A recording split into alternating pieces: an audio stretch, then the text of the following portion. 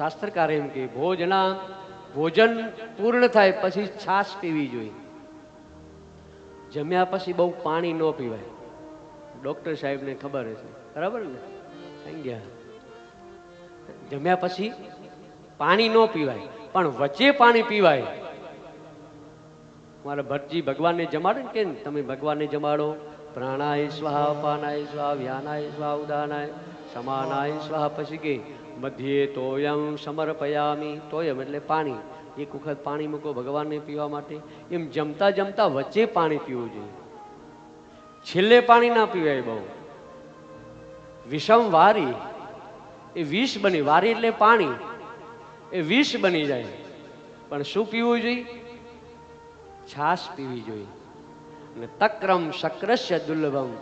એ ઇન્દ્રને છાશ મળતી નથી, અને છાશ મળતી નથી ને એટલે ઇન્દ્રએ ઇન્દ્રાણીને કીધું, જાઓ ઇન્દ્રાણી.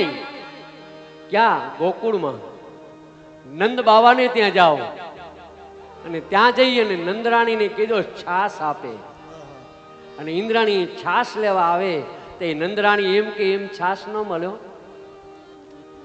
તમારા છાશ જોઈ છે ને તો કા બેડું પાણીનું ભરતા આવો તળાવેથી, કુવેથી પાણી ભરીને આવો, અને પાણી ભરીને આવો ને એટલે હું તમને છાશ આપું. વિચાર કરો, એ છાશ લેવા માટે સ્વયં ઇન્દ્રાણી, લક્ષ્મીજી, બ્રહ્માણી આ બધા, કારણ કે છાશ ત્યાં છે નહીં. તક્રમ શક્રસ્ય દુર્લભમ.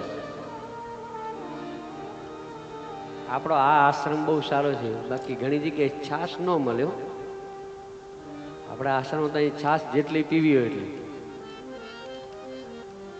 જો કે હવે તો ગામડામાં છાશ બંધ થઈ ગઈ. કોઈ હવે છાશ કરતું જ નથી.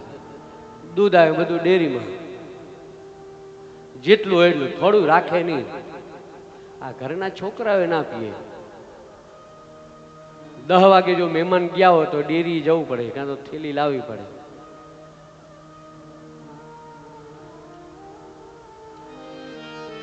જે આપણે ત્યાં દૂધ છે થોડું થોડું આપણા બાળકોને આ બધાને આપવું, બધું ભરી ન દેવું.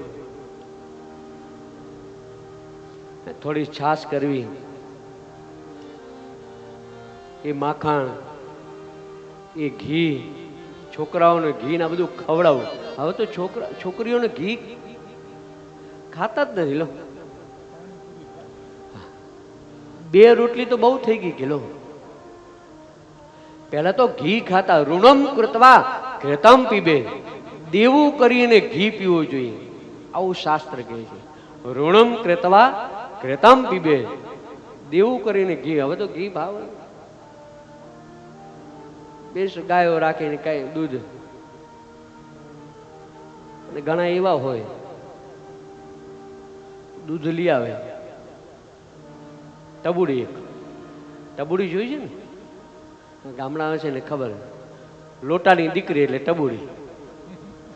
સરળ ભાષામાં લોટો, પછી એનાથી નાની આવી ટબુડી. એ ટબુડી દૂધ લઈ આવે. એ ટબુડી માં આખા ઘરના બધા વારું કરે, બધા ભોજન કરે. અને એમાં પાછું હોશિયાર લે, બધું આપે નહીં, એમાં થોડું પાછું જમાવે. એ અડધું પાછું જમાવે, પાછું થોડું મૂકી રહે. બધા ભોજન કરે, એ દૂધથી થોડું મૂકી રાખે, પાછું થોડું એમાં એ મેરવણ નાખીને જમાવે, અને થોડું મૂકી રાખ્યું. અને વારું કરીને પછી ઓલા બેન કામ કરવા લાગી ગયા વાસણ. અને એમાં એનો છોકરો તોફાની, અને એ તોફાની છોકરો એવો દોડતો દોડતો આવ્યો અને ટબુડીને ઠે લીધી. આખા ઘરમાં દૂધ ને દૂધ. કેવડી ટબુડી હશે! જે કઈ દૂધ, એ દહીં, આ બધું આપવું. આ બધા પેલા એમને આપતા. આ તો વેચાણ હવે થવા લાગ્યું. ખૂબ ગાયોના દાન આપ્યા છે, ખૂબ સોનાના દાન આપ્યા છે, વ્રજના ખૂબ દાન આપ્યા છે.